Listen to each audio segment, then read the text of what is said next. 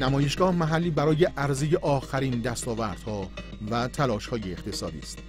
در واقع شرکت نمایشگاه‌های بین‌المللی غرب ایران ویترین و جلوه‌گاه بزرگ اقتصاد ایران در نقطه مرکزی و غرب ایران زمین است. جهت آشنایی شما هم میهنان، به ویژه هم استانی‌های عزیز، بران شدیم تا نیم نگاهی به فعالیت‌های نمایشگاهی و سایر اقدامات انجام شده از سال 1389 داشته باشیم و با زبان تصویر جوشش و تلاش این مرکز اقتصادی را در طی سالهای اخیر بررسی کنیم. لازم به ذکر است تا سال 1389 فقط تعداد محدودی نمایشگاه، آن هم در بعضی از ماه‌های سال، برگزار می‌شده است. اما از سال 89 به بعد بر اساس برنامه‌ریزی مدون و پیروی از یک مدل پژوهشی حرکت جمعی رشد برگزاری نمایشگاه‌ها به بیش از 55% رسیده و در اولین گام تعداد موارد برگزاری نمایشگاه‌ها به بیش از 22 مورد افزایش یافت. از ویژگی‌های عمده برگزاری نمایشگاه اینکه برای اولین بار هفتمین نمایشگاه الکام در عراق توسط خود شرکت نمایشگاه‌ها انجام شده که تجربه‌ای مفید در جهت رشد شکوفایی و بکارگیری استعدادها بوده و نقطه عطفی در افزایش توانایی پرسنل و درآمدهای شرکت نمایشگاه‌های غرب ایران می‌باشد.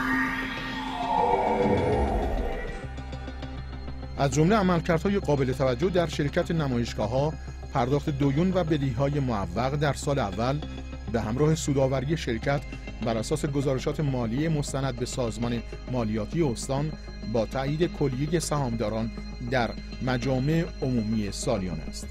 این خبر خوش و اتفاق میمون را میتوان افقی خوب برای اقتصاد استان، موفقیتی چشمگیر در توسعه در کنار ارائه زیرساخت‌ها، تأمین تجهیزات جدید و تغییرات اساسی در نما و فضای عمومی شرکت نمایشگاه‌های غرب ایران در عراق دانست.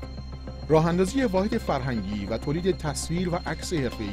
برنامه‌های مستند، زمینه دیگری برای توسعه فعالیت‌ها و ایجاد منابع و درآمدهای دیگر برای این مجموعه اقتصادی فرهنگی استان میباشد.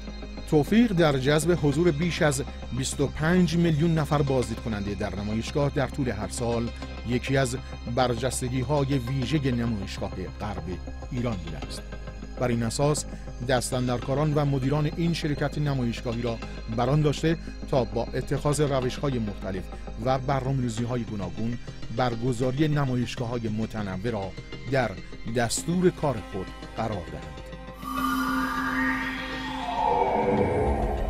اکنون با حضور شهروندان استان‌های مختلف و همجوار به خصوص شهرهای اطراف نظیر همیدان، گلپایگان، قم، اصفهان، زنجان، قزوین، خانسار، بروجرد، ملایر، ازنا، علیگودرز و کرمانشاه و علاقه صاحبان صنایع و حرف و متخصصان از سراسر ایران، نمایشگاه عراق فراتر از یک نمایشگاه استانی عمل کرده و به عنوان نمایشگاه بزرگ غرب ایران شناخته می شود.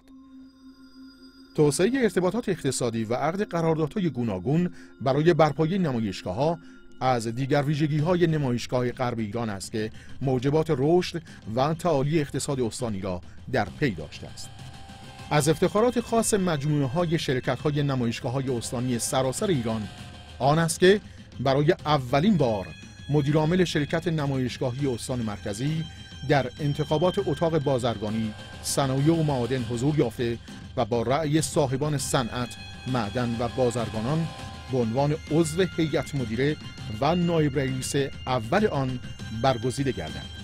باید گفت موفقیت ممتاز و کارت بازرگانی شرکت نمایشگاه‌های استان مرکزی با مدیریت فعلی و داشتن زیرساخت‌های مناسب ورود به عرصه تجارت خارجی را مهیا نموده و همکنون مقدمات کار تجارت خارجی در زمینه صادرات و واردات را فراهم کرده است.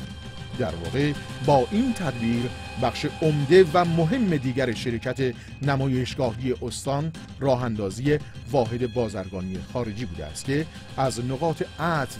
و قابل توجه عملکرد مدیریت جدید شرکت نمایشگاه‌های غرب ایران است.